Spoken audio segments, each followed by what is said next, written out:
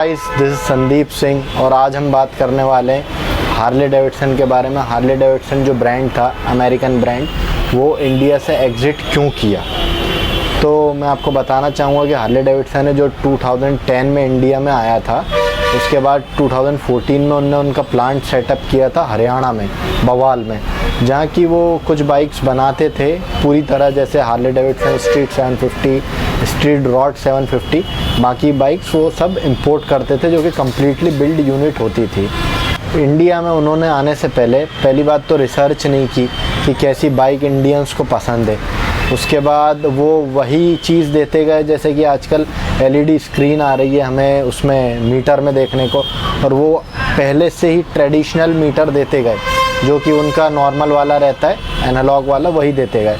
आजकल के लोगों को पसंद नहीं और क्रूज़र बाइक्स देते गए। आजकल की यंग जनरेशन जो है क्रूज़र बाइक कम पसंद करती है। उन लोगों ने पूरी डिकेड में 30,000 यूनिट भी सोल्ड नहीं की, जो कि जो रॉयल एनफील्ड है हमारी, वो एक महीने में सेल कर देती है।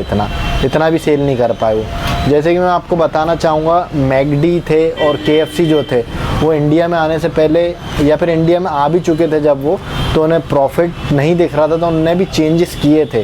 जैसे कि उन्होंने टेस्ट में चेंज किया था, उनका मेन्यू थोड़ा चेंज किया था, इंडियन टेस्ट के हिसाब से किया था, तब जाके वो हिट हुए। उसके बाद ये बोलते गए कि हाँ नहीं, ये तो ऐसी रहती है, हार्ले में ऐसे ही आता है। ऐसा नहीं है।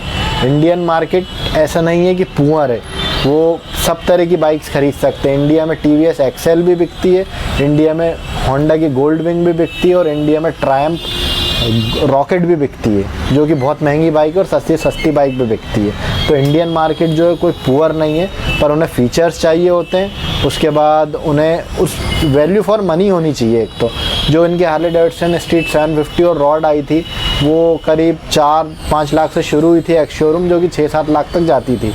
तो 750 सीसी में कोई बंदा, जिसमें ज़्यादा कोई फीचर भी नहीं था और लुक्स भी इतने कोई ख़ास नहीं थे, क्रूज़र बाइक क्यों लेगा। वो दूसरी बाइक की तरफ जाएगा, जैसे निंजा 650 हुई, और भी जो ट्रायम्फ की बाइक्स आती, बहुत बाइक्स आती, उनकी तरफ जाएगा, वो हार्ले डेविडसन की तरफ नहीं जाएगा। और उनने कोई चेंज नहीं करे, जैसे मीटर में बता चुका हूँ। दूसरी चीज़ उनने ये चेंज नहीं करा कि एयर कूल्ड इंजन देते गए। एयर कूल्ड इंजन नहीं चलता है इंडिया में बहुत गर्मी पड़ती है।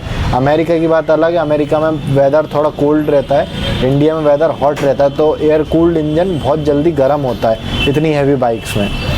ये जो कंपनी है हार्ले डेविडसन, ये अमेरिकन कंपनी है, जो कि अमेरिका की जो फोकस्ड बाइक थी, अमेरिका में जो ये फोकस करके बाइक बनाते थे, वही बाइक ये थोपना चाहते थे इंडियन मार्केट में। तो ये तो पॉसिबल नहीं है कि अमेरिकन्स की जो पसंद है और जो इंडियंस की पसंद है सेम हो, टेस्ट और मैच जो सब हो वो सेम हो, नहीं हो सकता ऐसा। तो इसलिए इनका ये सबसे बड़ा रीज़न रहा फेलियर का।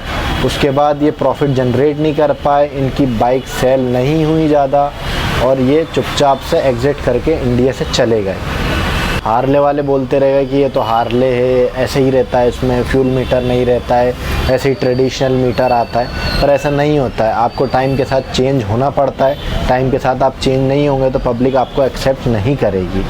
खैर, कंपनी तो एग्ज़िट कर गई है इंडिया से, पर इसकी शायद सर्विसेज अभी भी मिल रही हैं इंडियन मार्केट में।